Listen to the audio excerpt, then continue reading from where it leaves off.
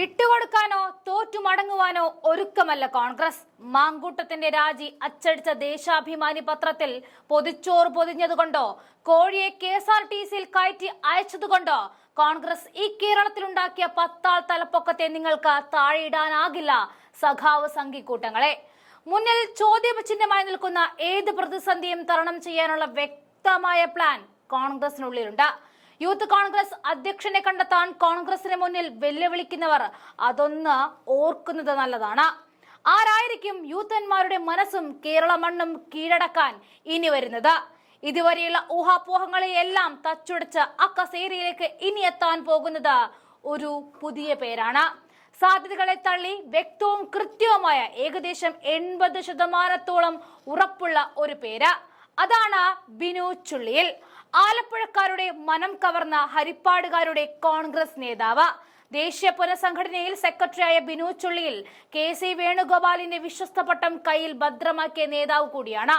Binu Chulliyil youth Congress അധ്യക്ഷനായ ചുമതല ഏൽക്കുകയാണെങ്കിൽ വർഷങ്ങളുടെ സംഘടനാ പ്രവർത്തന പാരമ്പര്യത്തിനൊപ്പം ചോര ചീന്തിയ സമരങ്ങളുടെ കരുത്തും കൂട്ടിനുണ്ട്.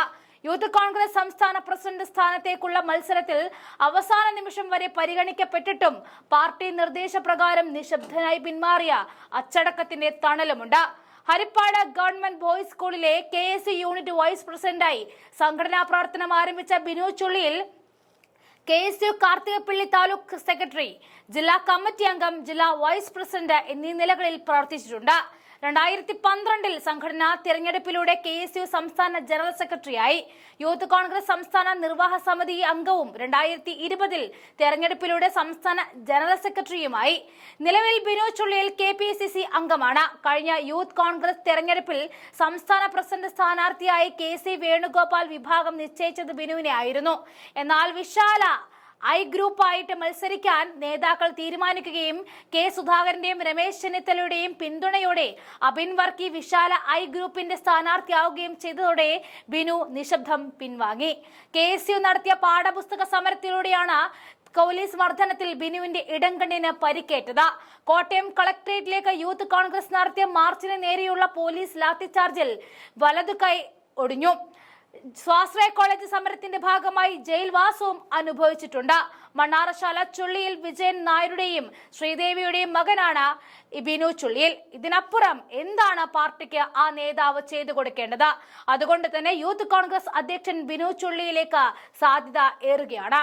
അതേസമയം സംഘടനാ തലത്തിൽ രാഹുലിനൊപ്പം തന്നെ ഉയർന്നു വന്ന അബിൻ വർക്കിയുടെ പേര് പ്രസിഡന്റ് സ്ഥാനത്തേക്ക് ഉയർന്നു കേൾക്കുന്നുണ്ടെങ്കിലും സാമുദായിക സന്തുലനമാണ് അബിന് തടസ്സമാകുന്നത്.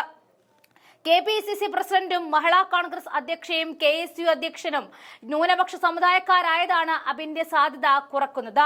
അങ്ങനെയെങ്കിൽ OJ ജനീഷ് പ്രസിഡന്റ് ആകാനാണ് സാധ്യത എന്നാണ് പറയുന്നത്. അതിനപ്പുറം കേൾക്കുന്ന മറ്റൊരു പേര് OJ ജനീഷിന്റേതാണ്. തൃശൂരിൽ നിന്നുമുള്ള OJ ജനീഷ് KC വേണുഗോപാലിന് അടുത്തു നിൽക്കുന്ന മറ്റൊരു നേതാവ് കൂടിയാണ്. ജനീഷിനുമപ്പുറം ഏറ്റവും സാധ്യതയുള്ള പേര് ബിനു ചുള്ളിയിലിന്റെ തന്നെയാണ്. പിന്നെ JS അഖിൽ, KM അഭിജിത്ത് എന്നിവരുടെ പേരും പ്രവർത്തകർ സജീവമായി മുന്നോട്ട് വെക്കുന്നുണ്ടെങ്കിലും പരിഗണിക്കാൻ ഏറ്റവും സാധ്യത കുറവാണ്. ഇവരിൽ ഏറ്റവും മികച്ച സ്ഥാനാർത്ഥി അല്ലെങ്കിൽ മികച്ച യൂത്ത് കോൺഗ്രസ് പ്രസിഡന്റ് ബിനു ചുള്ളിയിലായിരിക്കുമെന്ന് തന്നെയാണ് നമുക്ക് ഉറപ്പിക്കാൻ കഴിയുന്നത്.